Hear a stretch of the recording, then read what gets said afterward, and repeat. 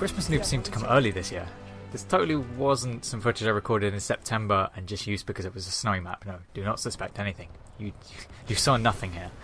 But what I wanted to talk about today was just where I've been lately and what I've been up to. I've been back at university since the beginning of October, and that has really pretty much taken up all of my time. Now, the reason for that is that this first semester of year 2, I had a whole crap ton of coursework. I've also been trying to apply for industrial placements, which hasn't quite gone so successfully. And then, right in the middle of the semester, we just got utterly bombed with coursework. So that took up a lot of time and was quite stressful. But at the same time, I did get the opportunities to post out some funny moments videos because those are just fun ones that I can do in my spare time. Doing an actual commentary, I don't find it to be particularly practical at uni, mostly because I'm still living in halls and I don't really want to necessarily be disturbing my flatmates or for them to just be sat there wondering what on earth is this guy talking about when I'm just doing commentary in my room. So that's the main reason I haven't done any proper commentary videos and just been sticking to the funny moments. But one of my main revelations actually in this first semester has been Netflix. Now, I'm an engineer, so it isn't Netflix and chill, just the Netflix. And I've started watching some of the Marvel TV series on there. In the last year or so, I actually got really into the Marvel films, and I'm really interested in where the Infinity War was going, which, by the way, was a really cool trailer. I'm slightly concerned about the CGI on Thanos. It didn't look fantastic. However, I have also been advised that usually the original trailers don't have fully rendered CGI, so they don't usually look as good as the real film, which I'm really keeping my fingers crossed for. Because if they spoil the film with Thanos' CGI, it's going to be such a letdown, which will be really annoying considering everything has been building up amazingly to this grand finale of 2 films, which is just looking really, really cool. Now, I did start watching Daredevil and Jessica Jones. Now, they are actually really, really good TV series. I was incredibly surprised at where these went, because they're a lot darker than the actual films. And they also cover a lot more sort of deep and darker issues. And what's more, they're just really well written. When I was watching Daredevil, that's the only kind of film or TV series thing I've ever watched where I've actually been able to sympathise with the villain. That's not something that happens for me very often. But they wrote it so well that it's really ambiguous, and you can kind of understand their motivations and you can really sympathise with their backstory. You may know what they're doing is wrong, but you can still sympathise with them. The story was similar with Jessica Jones, however the issues being covered in there meant that that wasn't the main purpose of the villain. It was a very psychological sort of series, but it was still very good. It wasn't actually a superhero kind of series because that isn't really what she is as a character, but it was still really good and really interesting. I'm trying to get through to that because then I can watch The Defenders. Because there are actually rumours that Marvel are potentially going to be putting these characters into the Infinity War films at some point. I'm not really sold on that. I don't think that would be such a good idea because I don't think as many people have watched the TV series as have watched the films, so it would probably get quite confusing. It would be like me at the end of Avengers Age of Ultron because I hadn't seen any Captain America films bar the first one, so when all these characters popped up at the end of Avengers Age of Ultron, I was just left wondering, who on earth that guy with the wings? Who on earth are half of these people? I've never seen them before. And actually it just turned out they were in prior films and I just completely missed them. And another thing I also rediscovered on Netflix was the Blackadder TV series. I'd originally seen Blackadder Goes Forth and I absolutely love that series. It's just a lot of childish humour, but it's just brilliant. I absolutely love it. I think those comedies have aged brilliantly. And it just leads to these comedy gold moments like this scene. You know, if there's one thing I've learned from being in the army, it's never ignore a poo-poo. I knew a major got poo-pooed, made the mistake of ignoring the poo-poo. He poo-pooed it. Fatal error. Because it turned out all along that the soldier who'd poo-pooed him had been poo-pooing a lot of other officers who'd poo-pooed their poo-poos. In the end, we had to disband the regiment. Morale totally destroyed by poo-poo. It certainly has made it a bit more difficult to take Battlefield 1 seriously. But actually, speaking of Battlefield 1, I haven't really gotten back into the game. Even with the launch of the Russian DLCs and then the recent release of the first half of Turning Tides, I just haven't gotten back into the game. I do have odd days where I'll play it and I'll really enjoy it. If I'm honest, the thing I enjoy most in Battlefield 1 is playing the base game Frontlines maps.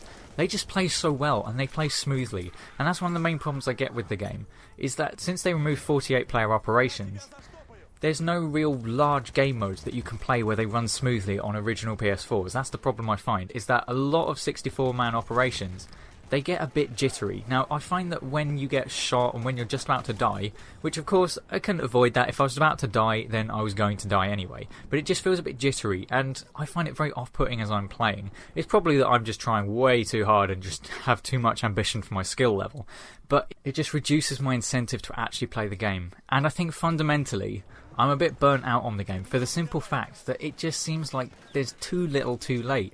There are so many things that have been there since launch and they just still not addressed. Gas grenades still clip through walls, and the weapons balance patch, which is still not coming. I don't know when this thing is supposed to arrive. I live for the days when I don't have to go into consistent lobbies where people have nearly 9,000 kills with the Hellregal, and people run around with 100 service stars on their Model 10 Hunter. I don't want to have to put up with that anymore, and it just really bugs me that there's so many seemingly small issues, but they're just not being fixed.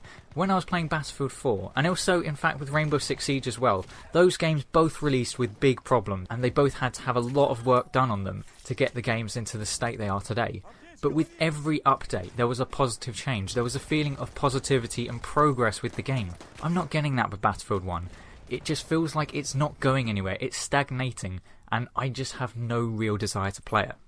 And in fact, speaking of Rainbow Six Siege, it's a game that I really lost interest with when Operation Health, or Operation Memes as I prefer to call it, came out. I just sort of lost my interest in the game then. I had played a lot of the Velvet Shell season, but then when it came to Operation Health, I just didn't really play it. And then we had Operation Blood Orchard come out in September, and yet again, I just didn't really play it that often. Part of the reason for that was that the Russian DLC launched for Battlefield 1, which I played for a bit but then left it alone, and then also I got Destiny 2. But I came back to Rainbow Six Siege in the last few weeks of my term, and I really enjoyed it. I'm still not playing it regularly, but I just had so much fun. I still got those really awesome clutch moments, which I'm not saying happen regularly, they really don't. This one, I don't even know how it happened. I reckon it's part of the problem is that the Hibana fell through the floor, which was utterly hilarious, but I just really enjoyed those tense moments. It's the only game that I like it to raise my heart rate because it's just fun, it's tactical, and it's just a really unique game. I still love this game. I just really need to put more time into it. I need to start playing it more because I do really enjoy it. And then, of course, Destiny 2. I've enjoyed this game, but it's got a lot of problems. It is going to warrant its own full video because there's just a lot to talk about with the game and where I think it really needed to do more.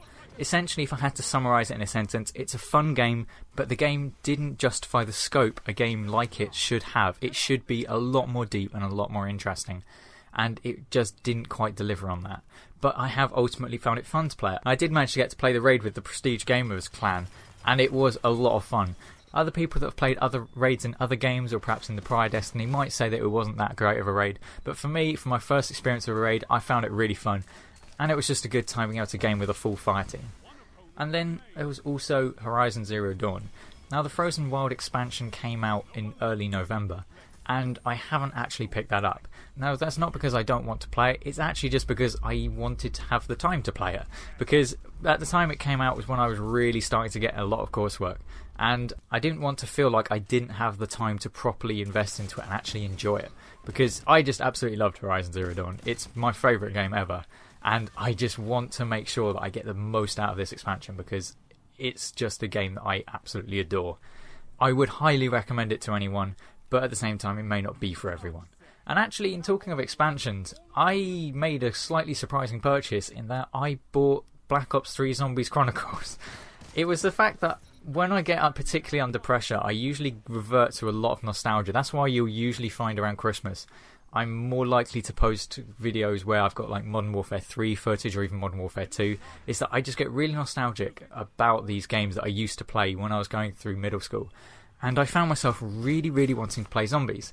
Now I had the choice. I would either buy the Black Ops 3 Season Pass to get the newer maps, which although a lot of people said they were utterly rubbish because they were just unnecessarily complicated, I actually kind of like the complicated maps. I didn't like Shadows of Evil for the simple fact that if you wanted to just go around and kill things, it wasn't designed for you to really be able to do that. It's really only designed for you to do the Easter eggs.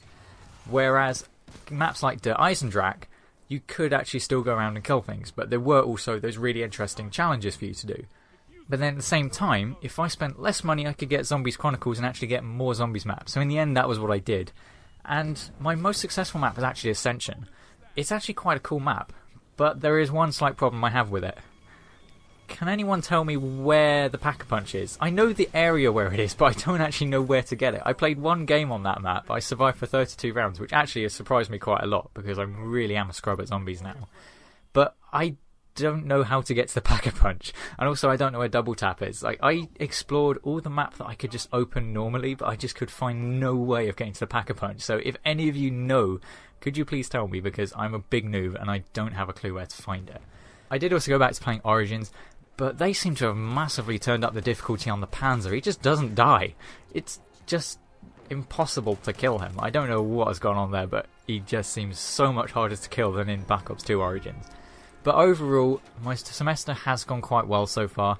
I'm still waiting a lot of my marks, but the ones I have received have been going well, which is a really good relief. Unfortunately, videos are probably going to be very similar in sparseness in my next semester, for the simple fact that my course is very demanding, and I'm unlikely to really record any commentaries whilst I'm at university.